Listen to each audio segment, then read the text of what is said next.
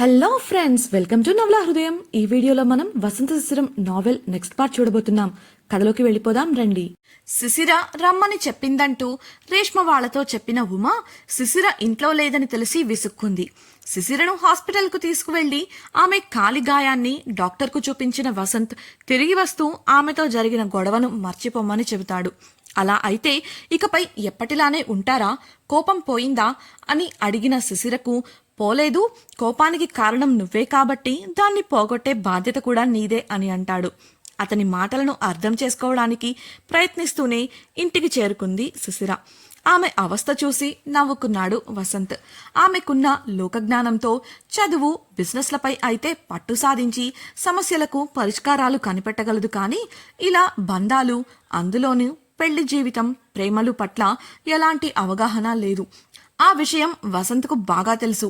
అందుకే ఆమె ఆలోచనలకు, నిజానికి తిప్పలకు ఆమెనే వదిలేశాడు. శిశిర ఇంట్లో అడుగు పెట్టేసరికి హాల్లో కూర్చొని సరదాగా మాట్లాడుకుంటూ కనిపించారు అలీ, రేష్మ, ఉమలు.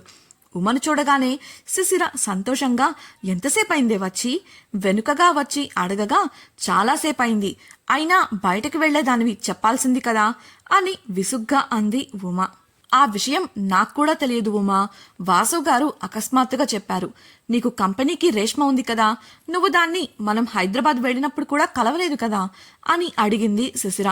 అవునులే, కాని ఇంతకీ మీరెక్కడికెళ్లారు అని అడిగిన ఉమకు కాలి గాయం గురించి చెప్పి హాస్పిటల్కు వెళ్ళినట్లు చెప్పింది శిశిర.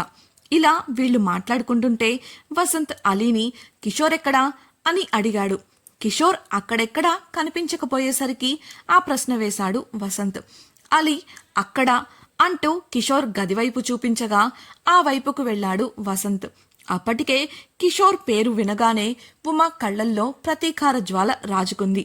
ఎలా అయినా వాడి సంగతి చెప్పాలి, లేకపోతే నన్ను కట్టేసి గదిలో బంధిస్తాడా, చెప్తా, వెళ్లేలోపు వాడి సంగతి చూసే వెళ్తా అని అనుకుంటూ కిషోర్ గదివైపు కళ్ళు ఇంతవి చేసి చూసింది.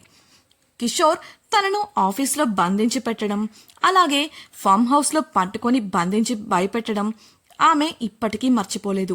ప్రతీకారం తీర్చుకోవడానికి మంచి అవకాశం కోసం ఎదురుచూస్తోంది. ముగ్గురు స్నేహితులు చేరేసరికి అలీ ఒంటరివాడై మెల్లిగా పక్కకు జారుకున్నాడు. ఉమా ఉత్సాహంగా రేష్మ ప్రేమ కథ గురించి అడగడంతో శిశిరకు కూడా పూర్తిగా తెలియదు కాబట్టి మొదటి నుండి చెప్పడం మొదలుపెట్టింది రేష్మ. కిషోర్ గదికి వెళ్లిన వసంత్ కిషోర్ అవతారం చూసి నిట్టూర్చి ఒక ఫైల్ తీసుకొని సోఫాలో కూర్చొని చూడటం మొదలుపెట్టాడు. మంచంపై బోర్లా పడుకొని చుట్టూ ఫైళ్లు తెరిచిపెట్టుకుని పీకేసిన కోడిబొచ్చులా జుట్టు, మాడిపోయిన మసాలా దోశ ముఖంతో ఉన్నాడు కిషోర్. అతడి బట్టలు కూడా చెదిరిపోయి ఎలా పడితే అలా ఉన్నాయి. వసంత్ వచ్చిన అరగంటకు ఒక 5 ఫైళ్లు వసంత్ ముందు పెట్టి, ఇక నా వల్ల కాదురా, నేను చూసిన డాక్యుమెంట్స్ అన్నీ సరిగ్గానే ఉన్నాయి, ఈ 5 బ్యాలెన్స్, నాకు పిచ్చ టైర్డ్గా ఉంది, నేను బాగా నిద్రపోవాలి అని చెప్పి తలుపు దగ్గరకు నడిచాడు. గత 4 రోజులుగా కిషోర్కు తిండి, నిద్ర సరిగ్గా లేవని తెలిసిన వసంత్ మొదట ఏమీ మాట్లాడలేదు. కానీ వెంటనే అతడు బయటకు వెళ్లడం చూసి, నిద్రపోతానని బయటకెక్కడికి అని విసుగ్గా అనగా, ఆకలేస్తుందిరా, ఏదైనా తినేసొచ్చి నిద్రపోతాను అంటూ తలుపు తెరిచాడు. అది పూర్తిగా తెరవకముందే బయట నుండి నవ్వులు వినిపించి ఉమా అక్కడే ఉన్న విషయం గుర్తొచ్చి గబుక్కున తలుపు వేసి వెనక్కొచ్చి మంచంపై వాలి దిండును పట్టుకుని కళ్ళు మూసుకున్నాడు. తింటాను అని వెళ్ళావు, ఆకలేస్తుందన్నావు, మళ్ళీ ఎందుకొచ్చేశావు వసంత్ అడిగేసరికి, ఆకల్లేదేం లేదు, నేను నిద్రపోతున్నాను అని కళ్ళు మూసుకొని చెప్పాడు కిషోర్. ఎక్కడ తాను ఉమకు భయపడుతున్నాను అని వసంత్కు తెలిస్తే అతడు తనను ఆడుకుంటాడో అన్న భయం కిషోర్ది. ఉమ అంటే భయం అనడం కన్నా ఇప్పటికీ ఆమెతో గొడవపడి వాదించే ఓపిక లేదు. అందుకే సాధ్యమైనంత వరకు ఇప్పటికీ ఆమె కంటపడాలని అనుకోవడం లేదు. కిషోర్ ప్రవర్తిస్తున్న వింతైన తీరుకు ఆలోచనలో పడ్డాడు వసంత్. అతడి ఈ ప్రవర్తనకు కారణం ఏమై ఉంటుందా అని ఆలోచిస్తున్న వసంత్కు ఇంటికి కొత్తగా వచ్చిన ఉమపై దృష్టి మళ్ళింది. కారణం, మిగతా వారున్నప్పుడు కిషోర్ నార్మల్గానే ఉన్నాడు. ఉమను అవాయిడ్ చేసేంతలా వారి మధ్య ఏం జరిగుంటుందా అని ఆలోచిస్తుండగా అతడికి కిషోర్, ఉమలు కలిసినట్టుగా కానీ మాట్లాడుకున్నట్టుగాని జ్ఞాపకం లేదు. డియర్ ఫ్రెండ్స్, నాదొక చిన్న రిక్వెస్ట్. మీరు చేసే చిన్న లైక్ మరియు కమెంట్ నాకు కొండంత ప్రోత్సాహాన్ని ఇచ్చి మరిన్ని ఇంట్రెస్టింగ్ నావెల్స్ ని అందించేలా సపోర్ట్ ఇస్తుంది. అలాగే ఛానల్ ను సబ్స్క్రైబ్ చేయడం మరవకండి ప్లీజ్. ఆ పిల్లతో నీకేంట్రా గొడవ? ఆ అమ్మాయిని ఏం చేశావు అని వసంత్ సూటిగా చూస్తూ కిషోర్ను అడిగాడు. ఏ పిల్లని? విసుగ్గా అన్న కిషోర్కి ఉమ గురించి. ఆ పిల్లని ఎందుకు అవాయిడ్ చేస్తున్నావు? ఏం జరిగింది అని ఆరా తీశాడు వసంత్. కిషోర్ పట్టేశాడు. మనసులో అనుకుని లేచి కూర్చుంటూ, ఇలా చూడరా, ఆ పిల్లని నేను కావాలని ఏం చేయలేదు. ఆఫీస్లో నోరేసుకొని అందరి ముందు అరుస్తుంటే తప్పక పక్కకు తీసుకెళ్లి సెక్యూరిటీ గదిలో లాక్ చేశాను. అదొక పెద్ద ముళ్ళకంపరా బాబు. అసలే నీ పియ్యేగా నాకు ఆఫీస్లో ఎంత మర్యాద ఉంటుంది? అలాంటిది నన్ను అందరి ముందు పట్టుకొని నోటికొచ్చినట్లు అంటే ఎలా ఊరుకోవాలి? ఆ తర్వాత మళ్ళీ నీ వల్లే ఆవిడ గారి ముఖం చూడాల్సి వచ్చింది నిట్టూరుస్తూ చెప్పాడు. ఆ మాటకు వసంత్ నొసలు చిట్లించి చూడగా, నీ గురించి సిస్టర్కి నిజం తెలిసిన రోజు నీకు కూడా వచ్చాను కదా. నువ్వు సిస్టర్తో మాట్లాడడానికి తీసుకెళ్తుంటే అడ్డుపడిందని ఆవిడ గారిని మళ్ళీ పట్టుకొని మిమ్మల్ని డిస్టర్బ్ చేయకుండా లాక్ చేశాను. ఆ కోపం బాగా బుర్రలో పెట్టుకొని ఉంటుంది. అంత ఈజీగా అస్సలు వదలదు. ఇప్పుడు ఆమెతో గొడవ పడే మూడు కానీ ఓపిక కానీ నాకు లేవు అంటూ దిండుపై వాలిపోయాడు కిషోర్. తను రివెంజ్ తీర్చుకుంటుందని ఎందుకనుకుంటున్నావు? తను చాలా సాఫ్ట్గా ఉండే అమ్మాయి కదా అని అడిగాడు వసంత్. వసంత్ మాటలకు ఒక్క ఉదుటున లేచి, నీకు అలా అనిపిస్తుందా నాయనా?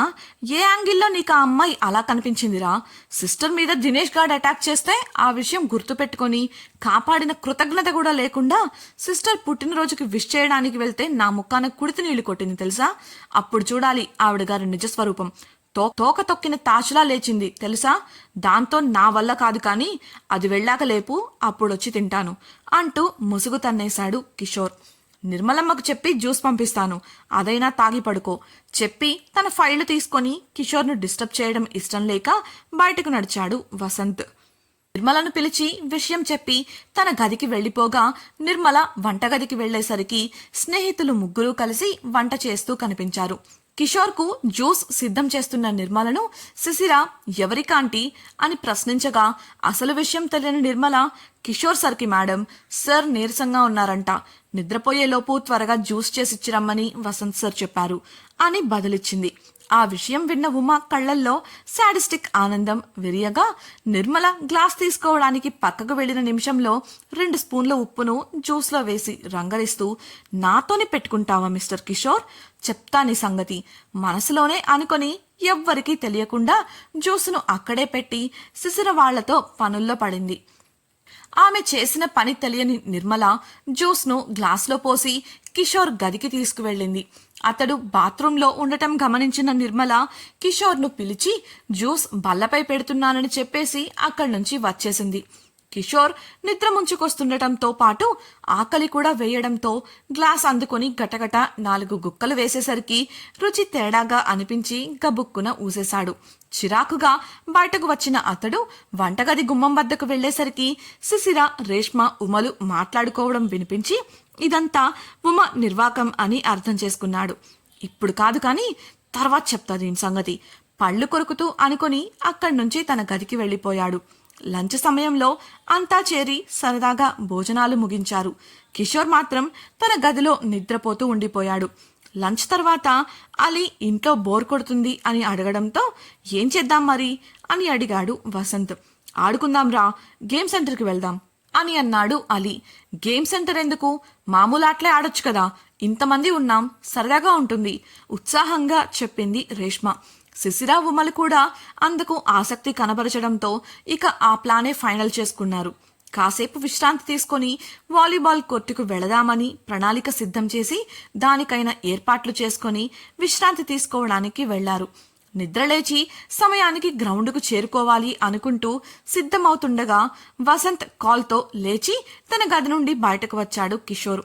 శిశిర వాళ్లతో పాటు నిలబడిన ఉమవంక గుర్రుగా చూసి వంటగదిలోకి వెళ్లిపోయాడు.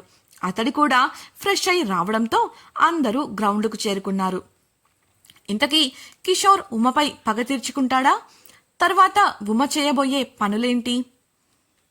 వీళ్ళిద్దరి మధ్య నడుస్తున్నదంతా మిగతా వారు తెలుసుకుంటారా? వీరి ఆటల ప్లాన్ ఎలా ఉండబోతోంది? అక్కడ ఏదైనా ప్రమాదం ఎదురవుతుందా? తెలుసుకోవాలనుకుంటున్నారా? అయితే ఛానల్ను సబ్స్క్రైబ్ చేసి వసంత శిశిరం రాబోయే ఎపిసోడ్స్ తప్పకుండా వినేయండి. మీకు ఈ వీడియో నచ్చినట్లయితే లైక్ చేసి మీ సన్నిహితులకు షేర్ చేయండి. మీ అభిప్రాయాలను మాతో పంచుకోవడం కోసం కామెంట్ సెక్షన్లో తెలియజేయగలరు. ఇట్లు మీ నవలా హృదయం team. Thank you for listening.